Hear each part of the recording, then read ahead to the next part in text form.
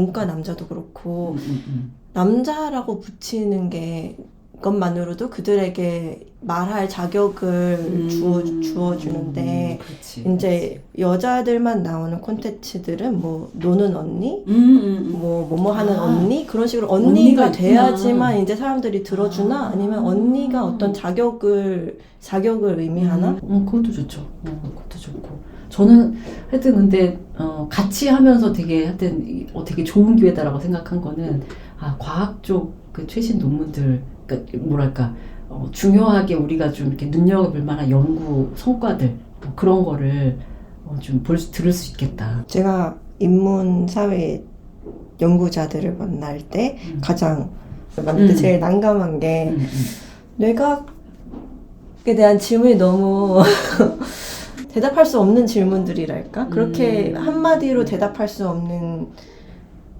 뭐 여자네 남자네 네. 정말 다른가요? 네, 혹은 뭐 같은가요? 뭐 이런 거. 뭐 어떻게 해야지 뭐 기억력이 좋아져요. 뭐 이게 되게 그래서 중요한 것 같아. 과학이란 게 어떤 인간의 어떤 활동인지에 대한 거에 대한 기본적인 이해가 좀 있어야 되는 것 같아.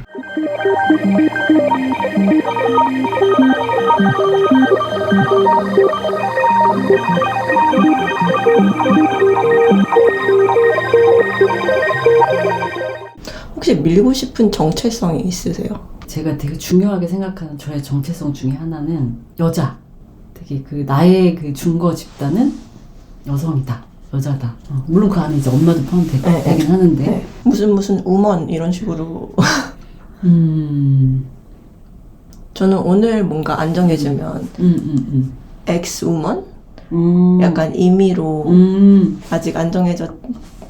그렇게? 그 다음에 뭐가 정해지면 그 다음부터는 정해진 걸로 가시고. 그것도 괜찮다. 그래요? 그럼 엑소먼 쌤. 저는 진리하라.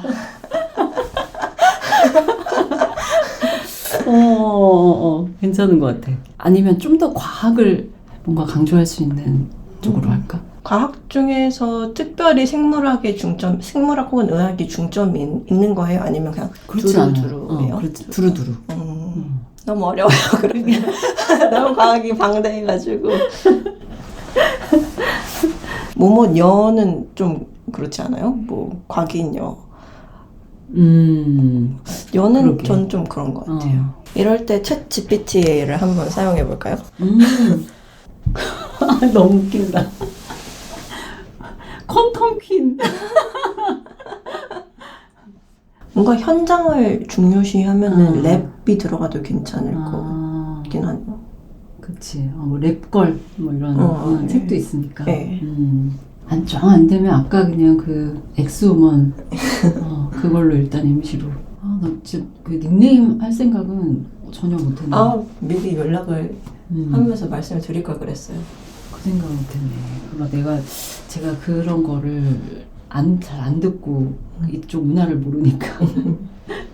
그 비혼 하는 사람들 팟캐스트에 나오는 사람 중에 캥거루, 그러니까 자기는 부모님이랑 같이 산다고 해서 캥거루 쓰고 뭐 그냥 자기 이름으로 혜영 언니 이런 식으로 가는 사람도 있고 그냥 진짜 아무 너무 무겁게 가지 않아도 될 것 같아요. 그러니까 이게 너무 생각하면은 아니면 그래 나도 언니 진짜로요? 그냥 아예 그래도 될 것 같은데. 네. 그럼 서연 언니로 가시고. 나름 괜찮은 것 같아. 언니라고 불리는 거 좋아하니까. 그러세요? 응.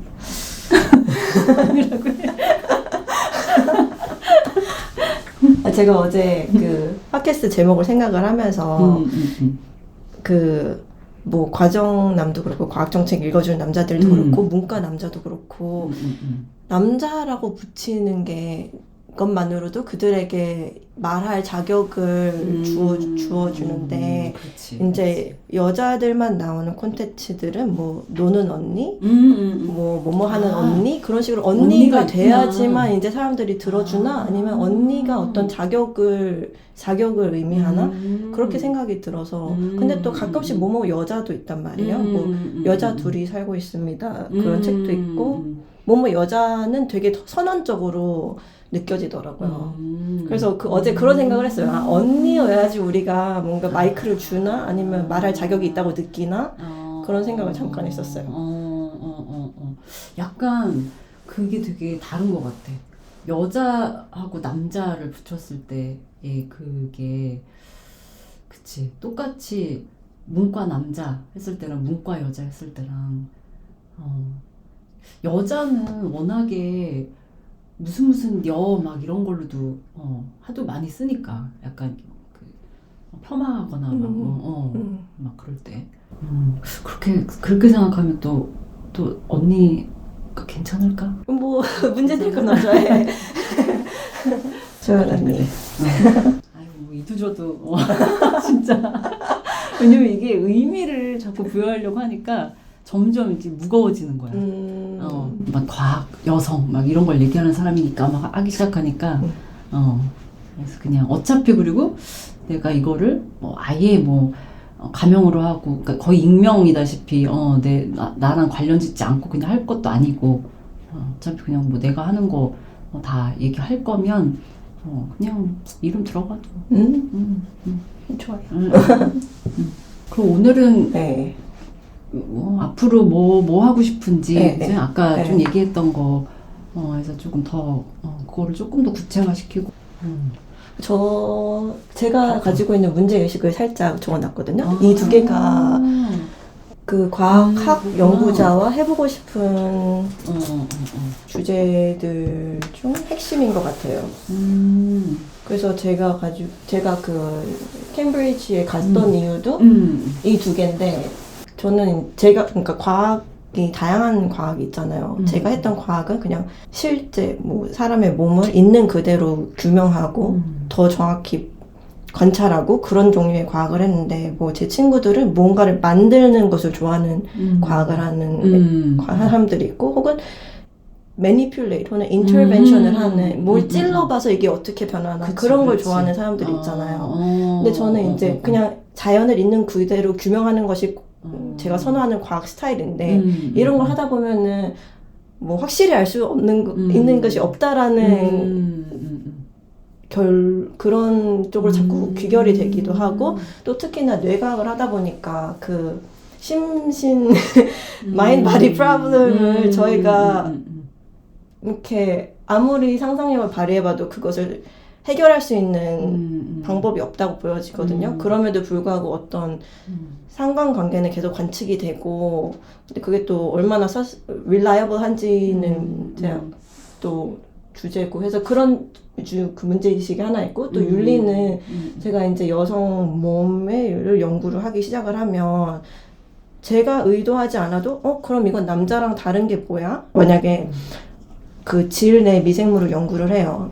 그래서 그런 연구 주제를 이제 관심을 갖고 있어요라고 얘기를 하니까 남자 연구자가 그거랑 우리 그 피너스에 살고 있는 마이크로바이옴이랑 어떻게 달라? 이렇게 꼭 차이에 대해서 물어보더라고요. 제가 그 차이를 연구를 하지 않아도 결국 차이에 대해서 질문이 들어올 거고 제가 그것에 답변을 하지 않아도 누군가는 답변을 할 거란 말이에요.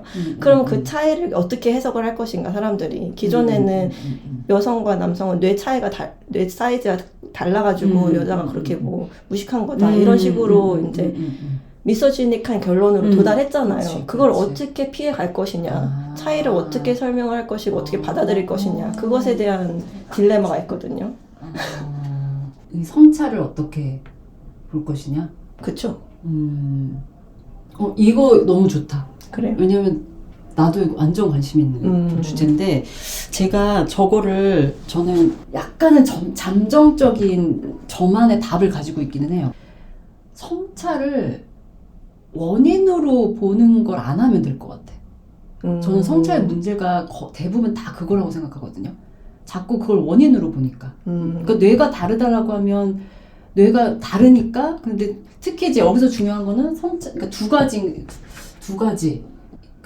약간 위계 문제. 그러니까 다르다는 게 뭐 질내 미생물하고 페니스 미생물은 그래도 위계가 좀 덜할 수도 있는데 그거는 이제 모르지, 또 나와봐야 알겠지. 근데 뇌 같은 경우는 아까 얘기한 것처럼 이 차이가 바로 한쪽은 우월하고 한쪽은 열등한 게 되어 버리니까. 근데 그게 또 무언가의 원인으로 자꾸 얘기를 하다 보니까 그래서 지금의 우리의 이 어떤 예를 들면은 문과 분들을 내지는 그러니까 우려하는 게 여성학 쪽에는 이쪽에서도 우려하는 게 성차 얘기를 하면 결국에는 다시 이렇게 다르니까 이렇게 뭐 차별이 정당화되는 이게 될 수밖에 없다라고 하는데 저는 성차가 결과라고 생각을 하거든요. 생물학적으로 관철되는 성차가 아 그래요? 결과일 수 있다. 뭐 그러니까, 진화론의 진화의 아니 사회적인 영향, 사회와 환경의 영향을 받아서 그러니까 100% 결과라는 게 아니라 그러니까 예를 들면 뇌가 차이가 있다라는 것도 태어나서부터 차이가 있어서 그게 계속 가는 게 아니라 태어날 때 여성과 남성이 다른 게 있겠지만 분명히 환경적인 지금처럼 이렇게 젠더화된 사회에서는 당연히 남성 여성이 다르게 클 수밖에 없고 네. 그래서 달라지는 게 분명히 있을 거잖아요. 네. 그러니까 이제 문제는 어디서부터 어디까지가 타고난 거고 어디서부터 어디까지가 이제 그렇게 키워진 건지 우리가 이렇게 딱 경계를 짓기 힘들다는 문제는 있는데 그 경계를 규명하지 않는다고 해도 어쨌든 저의 관점은 몸의 차이, 신체적인 차이는 타고난 거기 때문에 어쩔 수 없어서 무언가의 어떤 사회적인 어떤 뭐 차별이나 이런 거에 뭐 원인이 된다라고 하는 것 자체가 일단은 사회적으로 만들어지는 게 전체 중에 10% 전 최소한 반은 될 거라고 보지만 하여튼 0이 아닌 이상은 저는 그건 원인이라고 볼 수 없다라고 생각을 하는 입장인 거죠. 그러니까 우리가 생물학적인 거를 너무 타고난 걸로 생각을 해서 자꾸 생기는 오해라고 저는 보는 거죠. 타고난 성차가 있긴 있대. 약간 과장돼서 사람들이 받아들이기에 실제보다 좀 더 과장되게 받아들이고 있다는. 제가 봤을 때는 생물학적이라고 하면 그냥 사람들이 100% 다 이건 타고난 거라고 오해를 하는 것 같아요. 요즘에 사실 후성 유전학이라는 것도 있어서 유전자도 사실 후천적으로 똑같은 유전자가 있어도 발현되는 게 다르다라고 얘기를 하는데 다른 거는 뭐 더 말할 것도 뇌도 예를 들면 무슨 뇌 가소성 뭐 이런 개념도 있으니까 그게 제가 가지고 있는 약간 물질에 대한 관념이기는 해요. 관점이지. 관점. 근데 이거 제가 뭔가 배경 지식이 망대하게 있어서 그런지 좀 공감이 어려운 게 여성의 몸에서는 주기가 있잖아요. 근데 그 주기에 따라서 뇌의 특정 부위가 커졌다 작아졌다 한다라는 연구도 있잖아요. 그거는 그 생리 주기와 그 크기에 커졌다 작았다 하는 사이클이 그렇게 코릴레이션이 높다면 그거는 뭔가 사회적인 영향을 받았다기보다는 원래 그렇게 사회가 어떻든 간에 원래 그랬을 것이다. 혹은 뭐 키 차이가 평균적으로 남자와 여자가 이렇게 분포가 돼 있잖아요. 분포를 보면 민이 다르잖아요. 골밀도가 다른 것. 분명 뭔가 너무 명확하게 뭐 사회 영향 그쪽에 예시를 제가 더 많이 알고 있어서 그런 건지 모르겠는데 명확하게 공감이 될 만한 예시는 잘 모르겠어요. 타고난 차이가 분명히 있다. 그러니까 사회적인 것과 상관없이. 그건 당연히 있죠. 그거는 저도 너무 당연히 그럴 수밖에 오히려 저는 어떻게 보면 그 입장에 더 강하게 있거든요. 저도.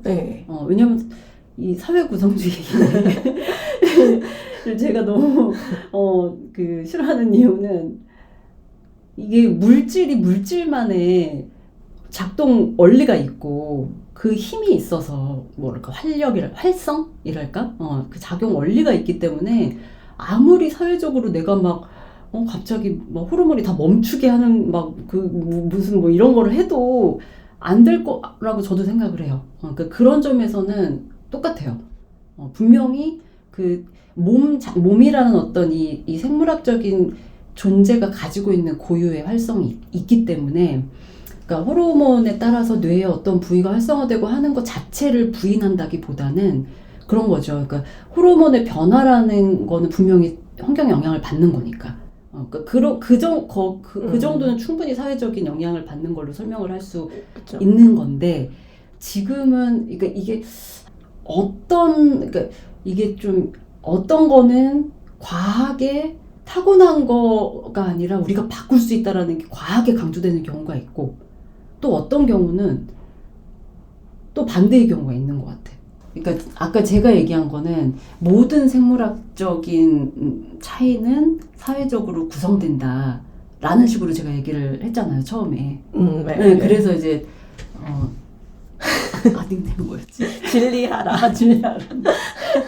지금 이렇게 부르는 거 맞죠? 네. 진리하라님이 거기에 대해서 반대를 한 게 분명히 생물학적 타고난 차이가 있다. 네. 뭐 100% 만들어졌다고 볼 수 있는 차이라는 게 분명히 있다라는 입장을 얘기를 했는데, 이게 그러니까 저도 뭐 얘기를 듣고 나서 다시 생각을 해보니까 어떤 문제는 생물학적인 거를 너무 타고난 걸로 만들어서 문제인 경우가 있고, 또 어떤 경우는 생물학적인 거를 너무 어떤 이렇게 후천적 혹은 뭐 환경, 사회가 혹은 인간이 그냥 바꿀 수 있다고 보는 게 있는 것 같아요. 후천적인 걸 바꿀 수 있다. 약간 그러니까 양극단이 다 있는 것 같아. 약간 지금 모르겠어. 이게 하여튼 과학이 어떻게 하여튼 요거는 우리가 좀 더 얘기를 해볼 필요가 있는 게 여기에 요거를 요 관계를 좀 교통 정리를 좀 해야 될 필요가 있는 것 같네요. 근데 하여튼 저의 아까 그 얘기를 꺼낸 거는 좀 그런 입장이었어요. 그러니까 우리가 성차가 있다는 거를 말하는 거에 너무 두려워할 필요는 없는 것 같다. 근데 저는 여전히 두려운 게 제가 생각하는 케이스가 특정하게 있어요. 뭐 생리 혹은 임신인데 생리 전 증후군에 대해서 이제 뭐 미드라든지 영화에서 밈처럼 사용을 하면서 뭐 여성 캐릭터가 나 PMS라서 내가 이렇게 감정적인 거야. 혹은 남성 캐릭터가 너 PMS라서 그러냐 이런 식으로. 근데 저희가 경험상 변화는 있잖아요. 무언가는 변화를 한단 말이에요. 저는 뭐 주기별로 혹은 뭐 생리 전에 뭔가 기분이 다운돼서 뭔가 힘든 것도 있지만 그 시즌에만 그 시기에만 뭔가 떠오르는 생각들이 있거든요. 좀 더 원래는 안 하던 생각, 그때만 떠오르는 사고 방식. 그치. 그러면서 뭔가 새롭기도 하고 뭔가 좀 더 창의적인 생각을 하기도 하고. 그래서 이게 꼭 이제 부정적으로 비춰질 필요는 없지만 맞아. 분명한 변화는 있어요. 맞아. 그리고 임신도 저는 안 해봤지만 임신을 경험한 사람들 혹은 임신 중인 사람들이랑 얘기를 해보면 나 기억력이 저하된 것 같아. 그래서 저는 그리고 그런 연구가 있고 그리고 이걸 어떻게 해결을 해야 될지 이게 만약에 임신 중인 여성은 어떤 능력이 떨어진다라는 어떤 확정적인 과학 지식이 나온다면 그것이 사회활동을 하고 있는 여성들한테 걸림돌이 될 수 있잖아요. 저는 그런 게 우려가 되는 거예요. 그래서 저 어렴풋이 이것의 해결 방안을 어렴풋이 드는 생각은 그런 여성한테 사회활동이 불편한 상황에 만들어진 그 시스템 자체가 문제다. 시스템을 어떤 대대적으로 그렇게 변화하는 몸이 잘 사회 참여를 할 수 있도록 시스템이 변해야 되는 게 아닌가라고 어렴풋이 생각을 하고 있는데 모르겠어요. 만약에 뭐 나라 간에 전쟁이 있어요. 근데 대통령이 출산 중이에요. 그러면은 그래서 너 여자는 대통령 하면 안 돼 라고 누군가는 말할 수 있는 거잖아요. 그런 게 저는 우려되는 지점이에요. 그거는 너무 공감이 되죠. 너무 공감되고, 그게 그래서 되게 저는 약간 그 단계가 되면 과학자들이 그걸 다 할 수는 없는 것 같아요. 그러니까 과학자가 그것까지 막 다 하기에는 이미 이렇게 되게 분업화되어 있는 네. 이 지적 이 생산 노동 이 시장에서 어떻게 과학자가 그것까지 그게 어떻게 보면은 저 같은 사람이 해야 되는 일이고 저는 딴 데서도 그렇게 얘기를 하거든요. 그러니까 이 성차 얘기를 하면 되게 사람들의 그 걱정이 그런 걱정들을 많이 하는데 저는 그래서 저랑 비슷한 이 분야에 있는 사람들이 그런 질문을 하면 그게 우리가 해야 될 일이다. 그렇다고 해서 임신 기간에 여성들의 뭐 기억력이 떨어진다 무슨 그러니까 뭔가 여성들의 신체 변화가 뭐가 일어나는지 뭐 인지 능력의 변화가 뭐가 일어나는지 이런 거 연구 안 할 수는 없고 그러니까 연구를 하긴 해야 되는데 그 연구를 한 결과를 우리가 그렇게 사회적으로 잘못 어떤 것의 어떤 정당화, 차별에 대한 정당화로 쓰이지 않게 하는 역할, 그걸 우리가 하는 거다. 그걸 이제 과학기술학 하는 사람들, 과학학 하는 사람들이 해야 되는 거다. 그리고 물론 과학자 차원에서도 여러 방법들이 또 있겠죠. 그러니까 그거를 과학자가 본인이 그런 의식을 가지고 있으면 제 생각에는 뭔가 또 방법을 생각해낼 수도 있을 것 같아. 그치만 하여튼 그게 뭐 당장 뭔지는 모르겠지만 과학자 혼자서 그거를 다 해야 된다고 생각 안 해도 될 것 같아요. 그러니까 그럴 때 있으라고 우리 같은 사람들이 주변에 이렇게 어슬렁거리고 있으니까 그래서 같이 뭐 협업을 할 수 있으면 더 좋고 실제로 연구할 때 그렇지 않더라도 이후에 이제 해석하는 작업이나 그러니까 사회에 수용될 때 뭐 그 과정에서 우리 같은 사람들이 좀 이렇게 잘 이렇게 오남용 되지 않도록 그렇게 할 수도 있을 것 같고. 근데 제가 여기 마인드맵에 우상학에서 lesson from 우상학이 무엇일까라고 쓴 맥락은 뭐 2차 세계대전 끝나고 그 시즌을 지나오면서 우리는 인종 간의 차이는 연구하지 말자. 그런 질문 자체가 용납이 안 되는 거야. 라는 어느 정도 합의가 된 것 같거든요. 그래서 과학자라고 이것이 궁금해. 나는 이거 알아볼 거야 해도 이것은 용인이 안 되잖아요. 그런데 뭐 여성과 남성의 뭐 수학 차이 나는 궁금해. 연구를 할 거야. 저는 지원 안 해줬으면 좋겠거든요. 그런 연구는. 네, 그래서 저희도 어떤 결정을 하는 포인트는 분명히 있는 것 같아요. 뭐 IQ 같은 것도 뭐 어떤 지표를 쓰긴 써야 되잖아요. 근데 뭐 IQ를 쓸 것인지 뭐를 쓸 것인지 그쵸.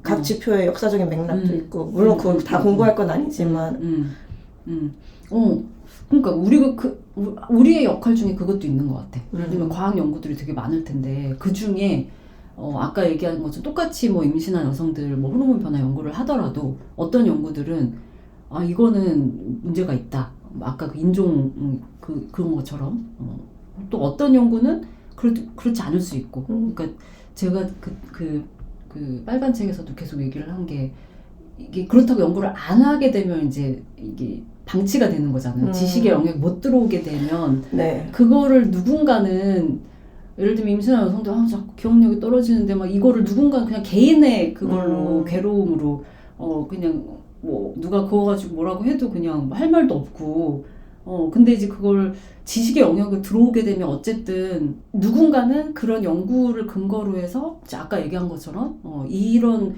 그 시기의 특성을 좀 고려하는 어떤 뭐 정책이 필요하다라든지 뭐라도 얘기를 할 수 있는 근거가 되는데 그런 연구조차 없으면 사실 진짜 그냥 여자 개인들이 알아서 그냥 해야 되는 게 되어버려서 근데 하여튼 뭐 다시 처음으로 돌아오면 그런 연구들을 보고 우리가 이게 굉장히 여성의 몸을 이해하는데 되게 좋은 연구다라는 것과 이거는 진짜 오히려 되게 그 오용과 악용의 여지가 있는 혹은 뭐 어떤 과학적으로 엄밀하지 않은 그런 연구라는 거를 약간 그런 걸 또 이렇게 좀 가이드를 해주는 것도 할 수 있을 것 같아요. 특히 그 인종 얘기 많이 들었어요.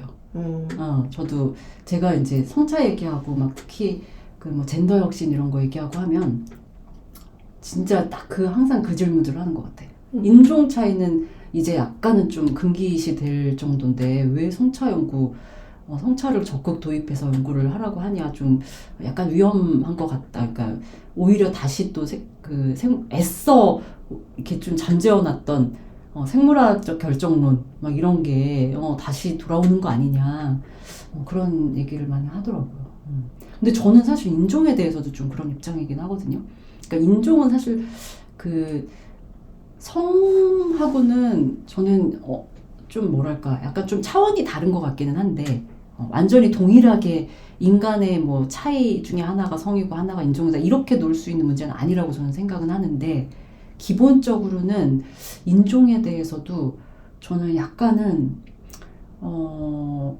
그런 얘기를 하시더라고. 인종 연구하시는 분들이 이거는 생물학적인 범주가 아니고 약간 그 지금까지 인간들이 좀 지리적으로 이렇게 좀 떨어져 살다 보니까 그냥 그 풍토와 환경에 맞게 약간 뭐 피부 색깔이라든지 뭐 이런 것들이 이렇게 좀 신체적인 특징이 조금 다르게 그렇게 진화해 온 거지. 이거를 다른 어떤 정말 인간들을 탁탁탁탁 해서 범주화할 수 있는 그런 건 아니라고. 이미 폐기됐다. 뭐 이런 식으로 말씀하시더라고요. 그러니까 말하자면 완전히 이제 사회적으로 구성된 거라는 거지. 생물학적인 게 아니라. 그렇게 얘기하시던데? 인종 연구하시는 분들. 근데 분명히 피부 색깔이 뭔가 측정이 가능한 거잖아요. 그러니까. 그 코 높이, 눈두덩이 얼마나 깊이 들어가는지. 근데 제가 판단하기로는 그 인종차 연구가 리브랜딩이 돼가지고 퍼시즌 메디슨이라는 이름으로 맞아, 부활하고 있는 것 같아요. 그치. 그때 그 컨퍼런스에서 마지막 발표 그랬잖아요. 독일 내에서도 뭐 폴리시계, 뭐 터키시계 그들의 뭔가 심틈이 다르고 그것은 뭐 그들의 뭐 유전적인 거일 수도 있고 뭐 생활 패턴, 뭐 식습관 그런 게 다를 수도 있고 아무튼간에 심틈에 나타나는 현상이 다르기 때문에 그것에 대한 트리트먼트도 달라질 필요가 있을 수도 있다 이런 식으로 리브랜딩 돼가지고 나오는 것 같아요. 그런 건 어떻게 생각해요? 말이 되는 것 같아요. 여기서는 매운 음식을 많이 먹고 거기서는 양념 거의 안 써서 먹고 뭐 그럼 당연히 마이크로바이옴이 다르겠죠. 그렇지. 근데 저도 딱 그런 입장이긴 하거든요. 그래서 사실 그 젠더 혁신도 그 정밀의학 얘기를 하더라고요. 결국에는 결국에는 다 그쪽으로 가는 것 같아. 이 차이에 대한 연구라는 게. 근데 저는 딱 그 인종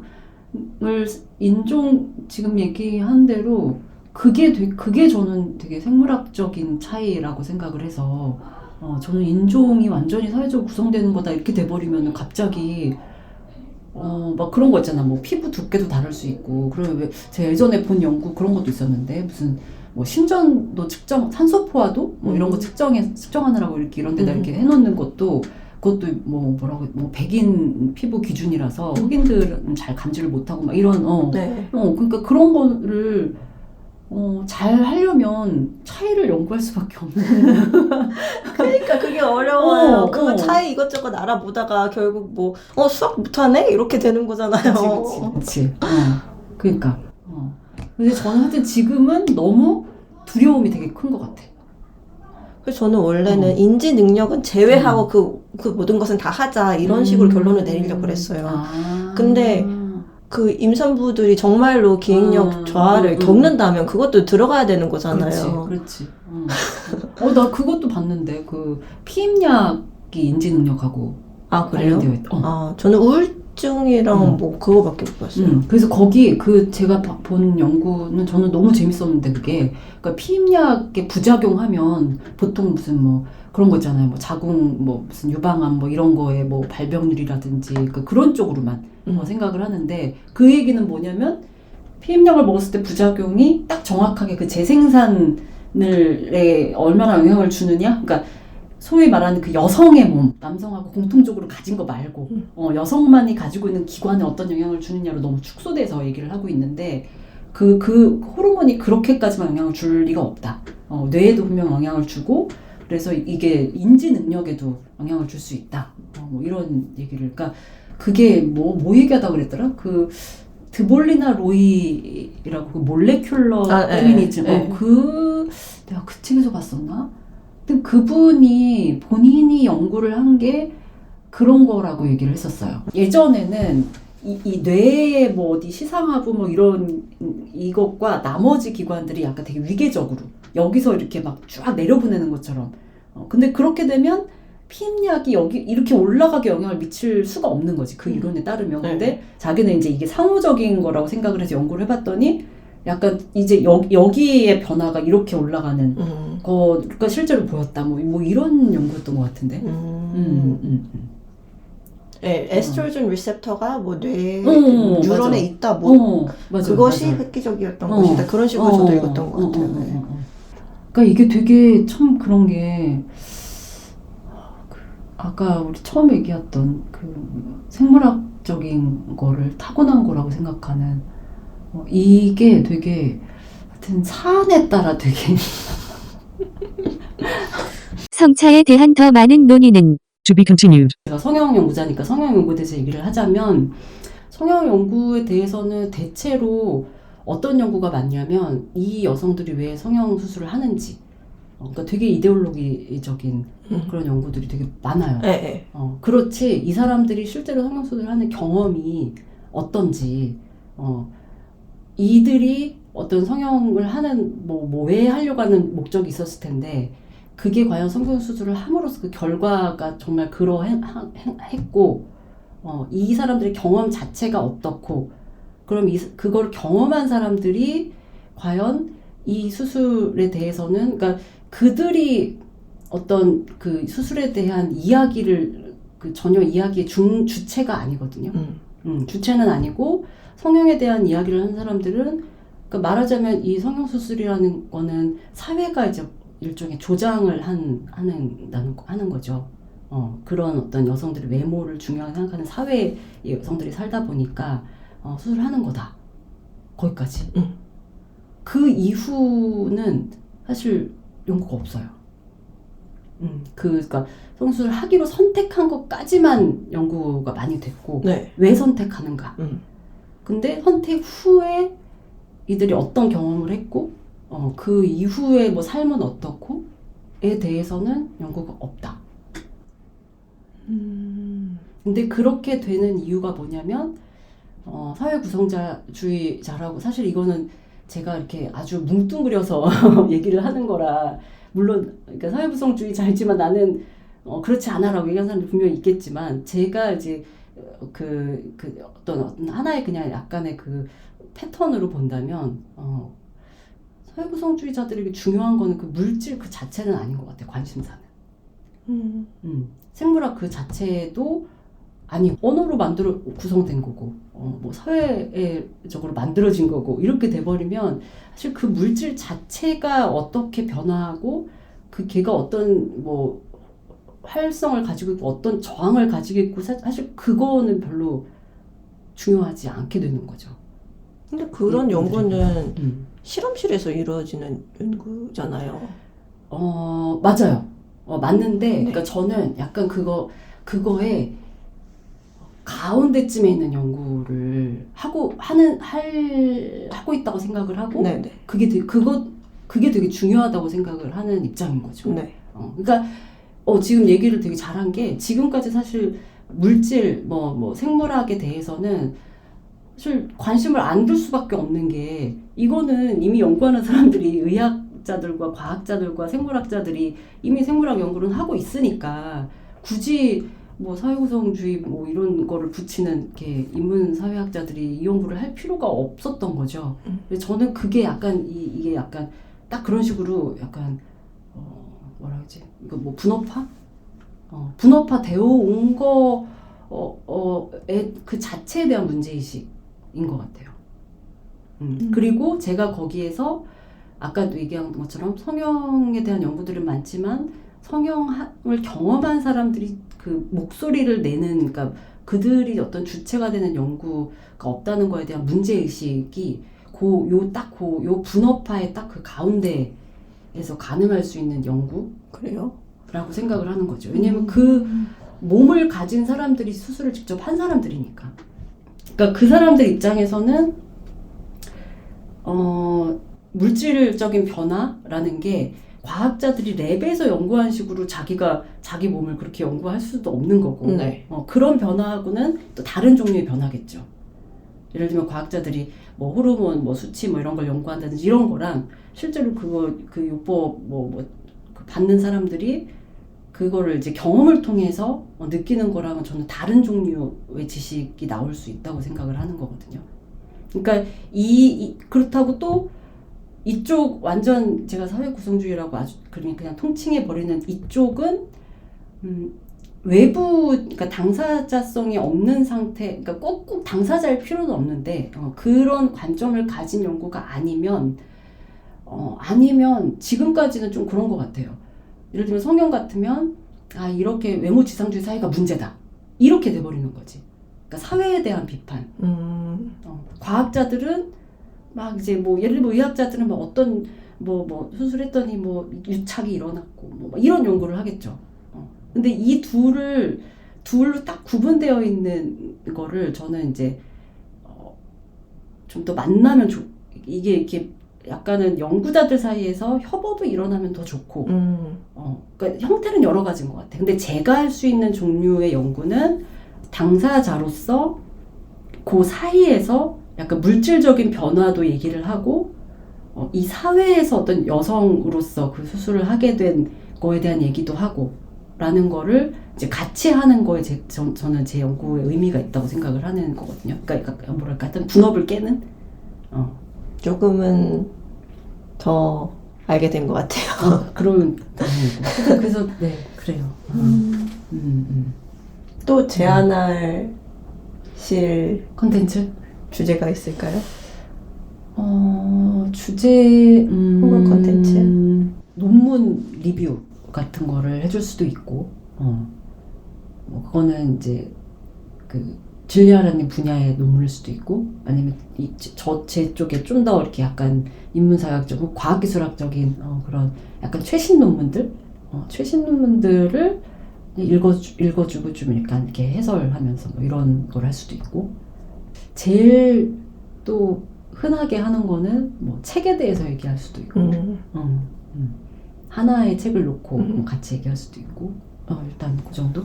신비롭지 않은 여자 플러럴 아니죠? 그냥 여자들이에요?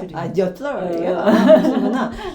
그거 챕터 하나하나 곱씹어 보는 혹은 뭐 다 할 필요 없고 뭔가 주축이 될 만한 라고 여겨지는 챕터들 좀 더 꼼꼼히 잘근잘근 씹어보는 것도 좋고 왜냐면 하고 싶은 말씀이 많았는데 약간 간추린 거일 거잖아요. 그것도 좋을 것 같아요. 거기 좀 시의성이 많은 주제들 있고 그것도 좋죠. 그것도 좋고 저는 하여튼 근데 같이 하면서 되게 좋은 기회다라고 생각한 거는 과학 쪽 그 최신 논문들 그러니까 뭐랄까 중요하게 우리가 좀 이렇게 눈여겨볼 만한 연구 성과들 그런 거를 좀 들을 수 있겠다. 약간 그런 생각? 최신 동향 정보 동향 같은 거.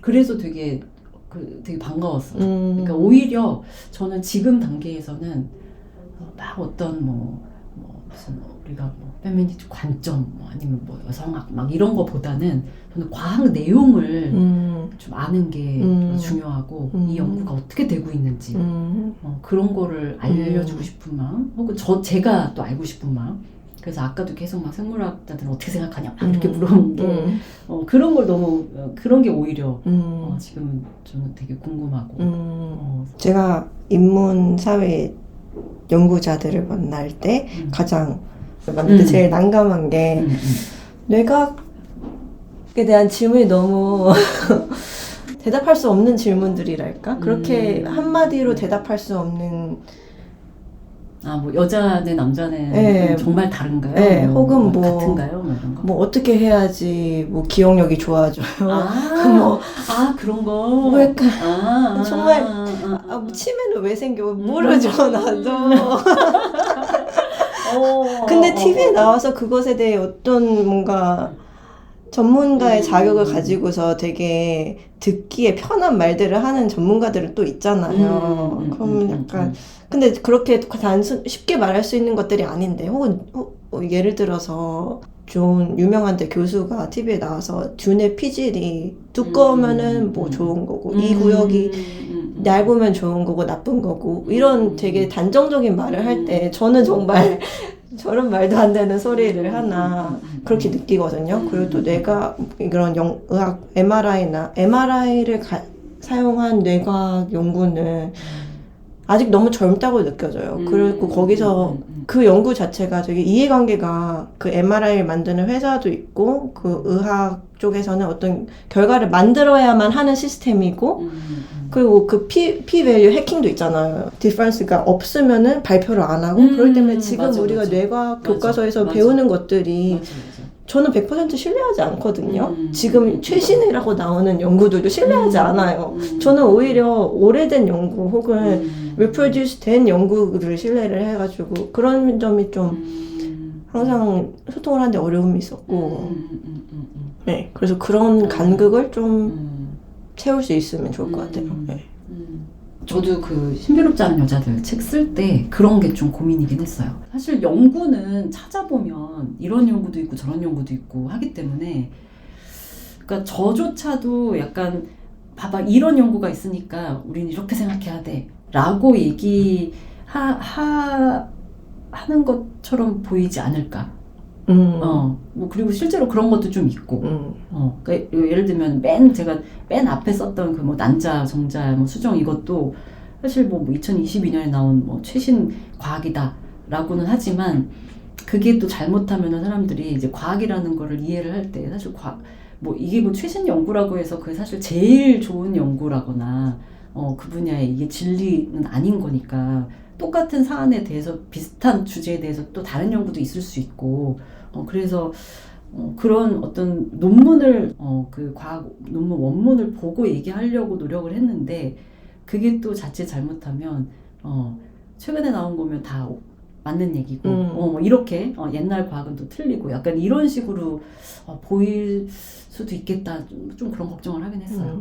근데 참 그게 어려운 것 같아. 그렇다고 우리가 무슨 얘기를 할 때 뇌에 대해서 얘기할 때 막 뇌과학을 막 리뷰해가지고 이게 주류다라고 한 다음에 이거를 얘기하고 막 이럴 수도 없고 다 진짜 100% 다 본다는 거 있을 수도 없고 그러니까 분명히 나의 그 눈에 걸린 무언가를 이렇게 보고 종합적으로 생각을 해서 얘기를 하는데 그게 이제 과학 근거를 했다고 해서 왜냐면 그 TV에 나오시는 분들도 보면 항상 어떤 논문도 인용하고 막 그러거든요. 근데 그게 그런 거잖아. 그게 뭐 다인가? 그러니까 아닌데 그 한편으로 이렇게 얘기를 한다는 게 사실 그래서 저도 그거가 되게 제 두려움 중에 하나였어요. 왜냐면 저는 이제 그 빨간 책을 쓸 때 신문 연재를 먼저 했었는데 신문은 연재를 하면서도 다른 것보다 과학자들이 뭐라고 할까봐.